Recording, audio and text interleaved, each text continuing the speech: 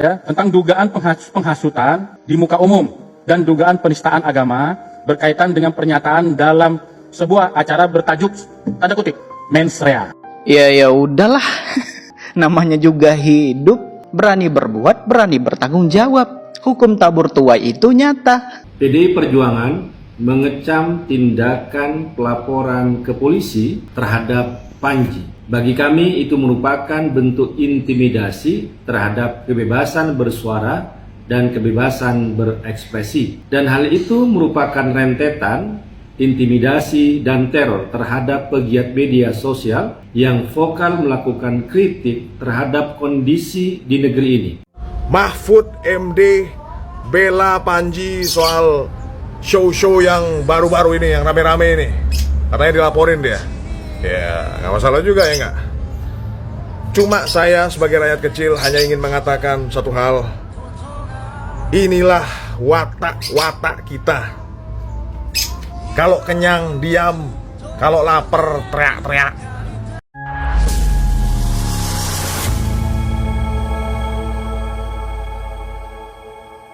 Assalamualaikum warahmatullahi wabarakatuh, saudara-saudaraku sebangsa dan setanah air. Dimanapun kalian berada, semoga kalian selalu dalam kondisi sehat walafiat ya. Berjumpa lagi dengan saya di Gaspol Update. Kami bukanlah buzzer pihak manapun, kami hanya menyajikan keputusan ada di tangan Anda. Teman-teman, ini ada video yang menurut saya cukup menarik ya, yakni tentang perkembangan bacotan komika yang sangat tidak lucu dan juga tidak laku. Setelah dilaporkan ke pihak kepolisian ya oleh sekumpulan pemuda dari 2 ormas keagamaan, kini ada kabar bahwa pihak kepolisian akan menerapkan pasal dalam KUHP yang baru. Menarik ini, menarik ya. Dan sementara itu teman-teman, ya tidak mau ketinggalan momen berharga ini. Si Partai Kebo, tahu ya, Partai Kebo, si Kebo ya kan. Nah, melalui juru bicaranya yang koplak itu terang-terangan mendukung si komika tidak laku tersebut yang sudah jelas-jelas menghina Gibran. Ya iyalah, ya kan. Kalau nggak menghina Gibran ya nggak mungkin lah didukung, ya kan? Iya dong. Jadi kalau ingin didukung oleh si Partai Kebo, syaratnya harus menghina Jokowi dulu, menghina Gibran dulu, atau minimal menyerang Prabowo lah, baru mereka akan mendukung. Ternyata ya sakit hati kala Pilpres 2024 lalu hingga kini belum sembuh-sembuh. Selain itu teman-teman, netizen sampai saat ini masih menunggu janji Profesor Smaput ya yang katanya siap membela si komika yang tidak laku itu jika dilaporkan polisi. Pak Smaput, Profesor Smaput, itu si komika yang nggak laku sudah dilaporin Pak. Ya, kita tunggu Pak janji Anda Pak. Nah, bagaimanakah videonya dan bagaimanakah respon netizen? Mari kita tonton bersama, kemudian mari kita komentari bersama di bagian akhir video. Ini dia. Tentang dugaan penghasutan di muka umum dan dugaan penistaan agama berkaitan dengan pernyataan dalam sebuah acara bertajuk tanda kutip mens rea. Ya udahlah. Namanya juga hidup, berani berbuat, berani bertanggung jawab. Hukum tabur tuai itu nyata. Emang dalam Islam itu nggak ada yang namanya karma, tapi dalam Islam itu ada yang namanya perbuatan buruk akan dibalas dan perbuatan baik juga akan dibalas. Faman ya'mal mithqala dzarratin khairan yarah wa may ya'mal mithqala dzarratin syarran yarah. Ya salah sendiri. Stand up komedi isinya gibahin orang. Mana banyak lagi yang digibahin. Wapres digibahin, Presiden digibahin, Jokowi digibahin, KDM digibahin, Raffi Ahmad digibahin, NU, Muhammadiyah, polisi, tentara. Jadi gue bingung, itu acara stand up komedi atau gibah massal? Banyak banget yang digibahin. Ya pantes aja banyak yang tersinggung. Ya sekarang dilaporin di demo, ya udah terima aja. Itulah kehidupan. Ya mau gimana lagi, berani nyerang, berani nyindir, berani nyinggung, ya harus berani terima konsekuensi. Kalau nyindir wapres, Presiden Jokowi ya udahlah, udah biasa itu. Dari dulu dia juga begitu kelakuannya. Lah ini Raffi Ahmad. Raffi Ahmad dikata-katain juga. Dikiranya Raffi Ahmad itu artis baru kali ya. Padahal dari dulu Raffi Ahmad itu udah terkenal dari gue kecil. Perjuangan dia sampai sekarang, sampai dia menjadi yang seperti sekarang itu sangat banyak sekali, penuh rintangan sekali. Kerja dari pagi sampai pagi lagi. Dari dia yang tinggal di kontrakan biasa sampai sekarang dia punya rumah yang sangat mewah, hartanya berlimpah, malah dikata-katain. Tapi untungnya Mas Raffi Ahmad itu sama seperti Mas Gibran, menanggapi dan meresponnya ya biasa aja. Dan menurut saya mereka itu orang-orang yang bijak, orang-orang yang cerdas, orang-orang yang berpikir dewasa. Dan menurut saya mereka itulah sosok lelaki sejati sesungguhnya. Bukan malah kabur ke luar negeri. Habis ngatain orang kabur. Itu namanya mental kerupuk. Mental kerupuk itu apa? Ya garing di awal, tapi melempem di akhir.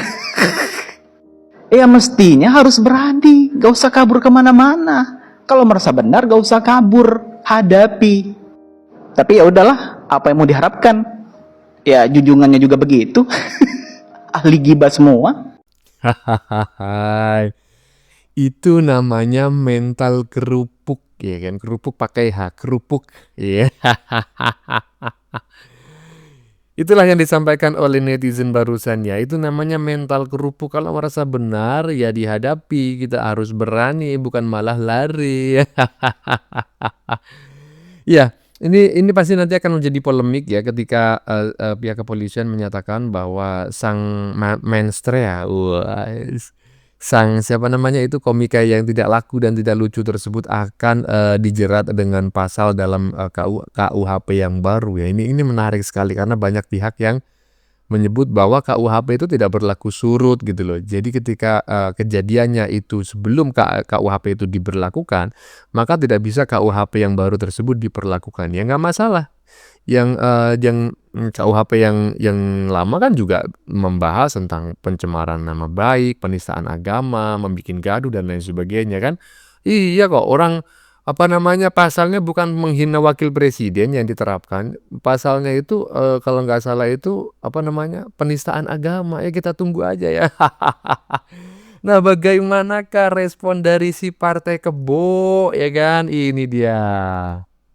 Bagi kami itu merupakan bentuk intimidasi terhadap kebebasan bersuara. PDI Perjuangan mengecam tindakan pelaporan ke polisi terhadap Panji. Bagi kami itu merupakan bentuk intimidasi terhadap kebebasan bersuara dan kebebasan berekspresi. Dan hal itu merupakan rentetan intimidasi dan teror terhadap pegiat media sosial yang vokal melakukan kritik terhadap kondisi di negeri ini. Beberapa influencer ada yang dikirimi bangkai ayam, dikirimi tulisan ancaman hingga dilempar bom molotov. Jadi bagi kami, pelaporan terhadap Panji dan teror terhadap influencer merupakan ancaman yang serius terhadap kebebasan berekspresi dan kebebasan bersuara. Harusnya humor dibalas dengan humor, stand up komedi dibalas dengan stand up komedi, bukan dilaporkan ke polisi. Panji dan influencer-influencer itu merupakan bagian dari jutaan rakyat Indonesia yang punya hak untuk bersuara, yang punya hak untuk berkomentar, yang punya hak untuk memberikan kritik terhadap pemerintahan, terhadap pelayanan, terhadap kondisi di negeri ini. Karena hak itulah pemerintah, negara harus melindungi, bukan malah membiarkan intimidasi dan teror terhadap warga negaranya. Dan juga kami juga mengecam pelapor itu mencatut nama Nahdlatul Ulama NU yang sudah dibantah oleh PBNU bahwa pelapor itu tidak ada kaitannya dengan ormas keagamaan terbesar di Indonesia, Nahdlatul Ulama. Demikian.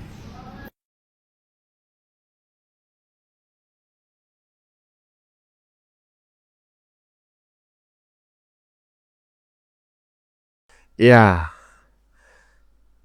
intinya seperti itulah ya, bahwa pelapor tidak ada kaitannya dengan ormas keagamaan ya. Seharusnya itu yang menyatakan adalah ormas keagamaannya. Oh sudah bang, ormas keagamaannya sudah menyatakan itu. Ya sudah, kita tunggu aja, ya kan?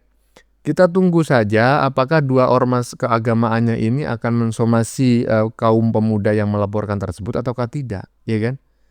Karena misalnya cuma ngomong, oh itu bukan bagian dari kami, tetapi dibiarkan saja, ya laporan jalan terus kan seperti itu. Lagi pula kan begini, yang pelapor ini mengatasnamakan kelompok pemuda, ya kan?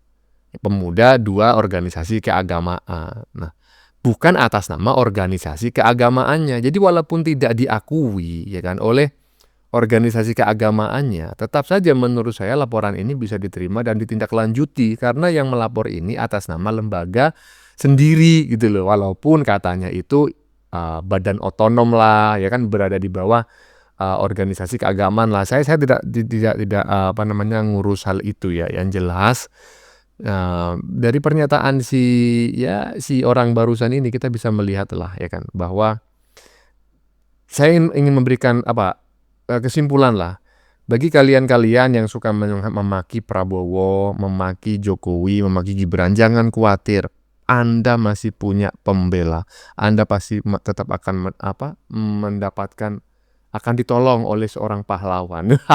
Pahlawan kesiangan, gitulah pokoknya ya, tanpa saya menyebut nama, tanpa mencaci, tanpa memaki. Lanjut.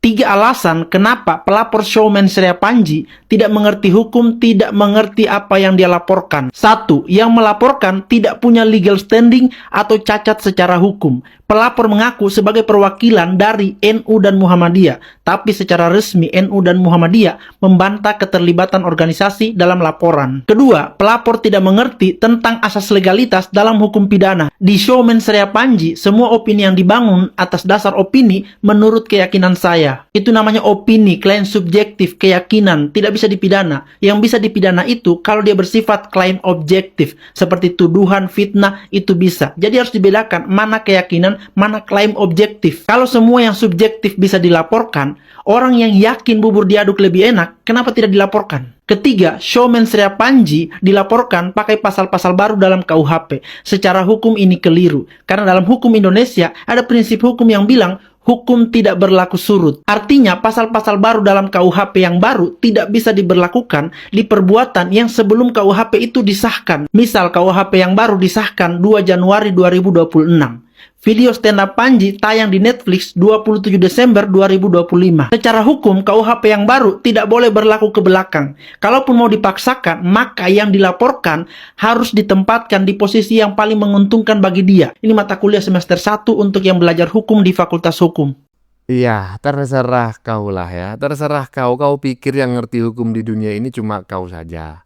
Yang ngerti hukum di Indonesia cuma kau saja. Banyak. Walaupun saya bukan ahli hukum, bukan lulusan jurusan hukum, saya tetap mengerti. Dari 3 hal yang kau sampaikan itu, saya cuma setuju 1 gitu ya. Tapi saya lupa tadi apa aja yang diomonginnya. Itulah pokoknya ya. Intinya itu ya menurut saya dirimu lah yang di sini keliru gitu ya. Bahwa yang katanya kalau menurut pendapat saya itu tidak bisa diperkarakan karena keyakinan tidak bisa dipidanakan. Persoalannya, jika keyakinanmu mengandung tuduhan, pencemaran nama baik, penghinaan, penistaan, itu tetap bisa, ya, kecuali, ya kan, menurut pendapat saya Anda tidak mengerti hal ini. Nah, itu tidak bisa dipidanakan, ya kan? Tetapi kalau menurut pendapat saya, menurut keyakinan saya, kemudian keyakinan itu mencemarkan nama baik orang, ya bisa lah. Ya kita tengok aja nanti bagaimana perkembangannya. Jangan ngerasa paling cerdas ya. Lanjut. Biarin Panji aja yang lucu, polisi jangan. Ini perkara komedi kenapa bisa manjang ke jalur hukum sih? Jadi kan kalian udah tahu kalau komika Panji Pragiwaksono dilaporin ke Polda Metro Jaya atas dugaan penghasutan di muka umum dan penistaan agama. Gara-gara apa? Gara-gara materi stand up komedinya Panji yang bertajuk Mens Rea.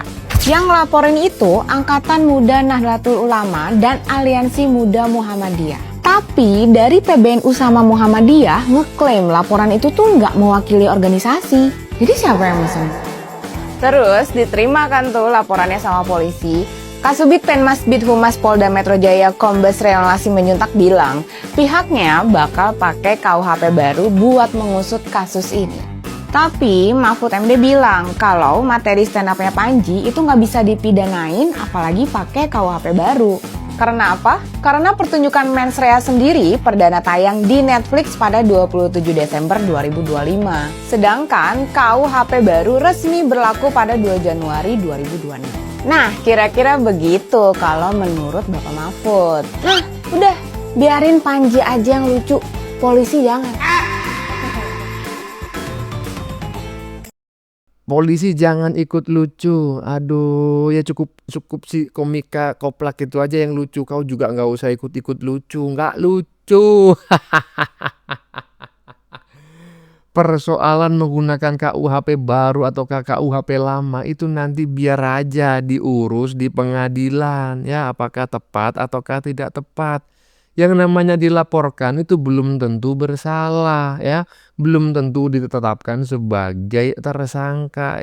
Dijalani aja, nggak usah bela-bela di depan macam kayak gini seolah kebakaran jenggot. Lanjut. Mahfud MD bela Panji soal show-show yang baru-baru ini, yang rame-rame ini. Katanya dilaporin dia. Ya, nggak masalah juga ya nggak? Cuma saya sebagai rakyat kecil hanya ingin mengatakan satu hal. Inilah watak-watak kita. Kalau kenyang diam, kalau lapar teriak-teriak. Ya nggak?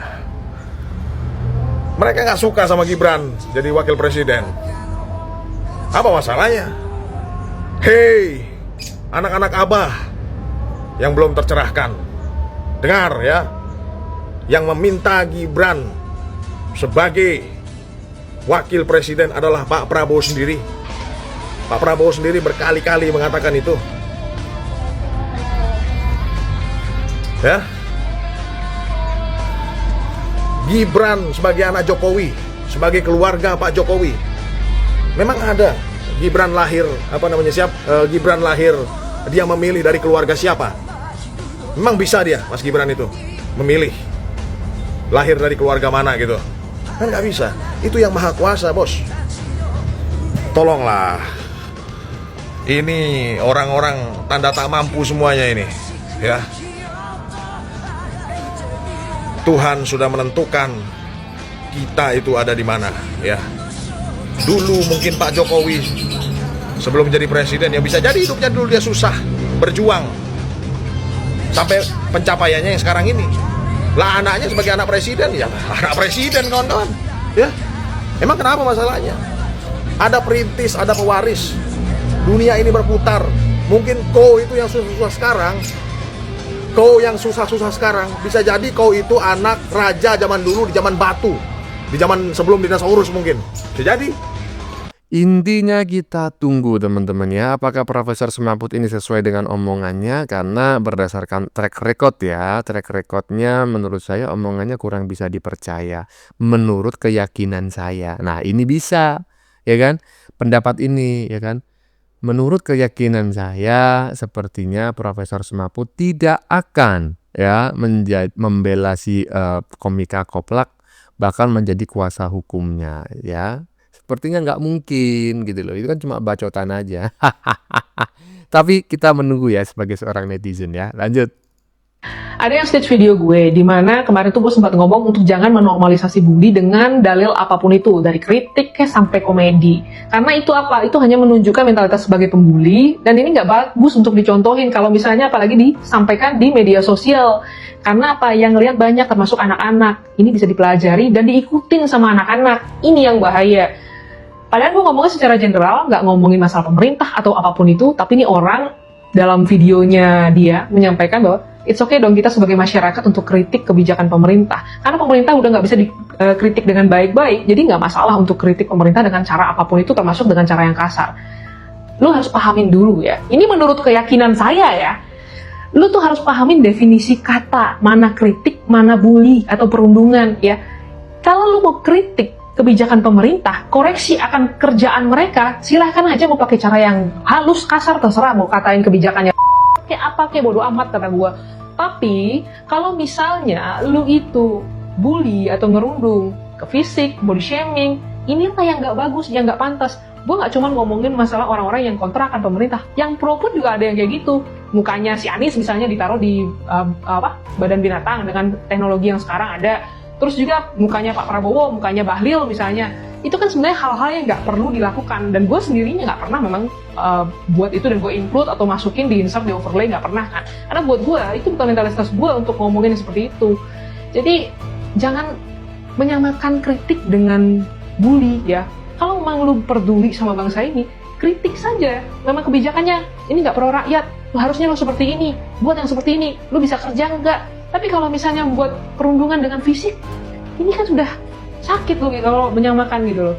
Jadi ya sebagai rakyat Indonesia sekarang giliran kita lah menilai aja yang kayak gini nih pantas nggak dinormalisasi. Kalau misalnya pingin negara kita maju, buat itu maju dari diri kita sendiri dulu. Yang nggak bisa dinormalisasi, cacian itu nggak bisa dinormalisasi cacian, makian, hinaan, ya kan, fitnahan. Makanya sejak dulu saya sering sekali menyampaikan bahwa sebaiknya keturunan-keturunan ya dari negeri yang sono itu, yang di Indonesia suka tokbar takbir, mengadu domba, menjual agama dan lain sebagainya itu segera dikembalikan ke negara asal leluhurnya gitu ya. Kenapa? Karena kalau misalnya setiap hari di negeri ini selalu ada cacian, makian, hinaan, bahkan fitnahan, maka suatu saat 5-10 tahun yang akan datang, perilaku tidak terpuji itu akan dinormalisasi seolah-olah hal biasa ya. Makanya saya sangat sependapat jika si komika ini ditindak secara hukum, minimal dilaporkan ya, walaupun belum tentu dipenjara gitu ya. Bisa kan nanti mungkin dimaafkan atau bagaimana ya, terserah lah. Yang penting kita mengerti bahwa itu perbuatan yang tidak benar, tidak baik dan harus dijauhi kan, seperti itu. Bagaimana menurut kalian? Keputusan ada di tangan Anda. Silakan tulis di kolom komentar baik Anda yang setuju maupun yang tidak setuju dengan isi konten ini. Sebelumnya, saya memohon maaf ya jika dalam penyajian konten ini ada kata-kata yang menyinggung, kurang tepat penggunaannya, atau ada data yang dianggap keliru atau salah. Saya memohon maaf yang sebesar-besarnya. Kita jumpa lagi di lain video. Salam NKRI.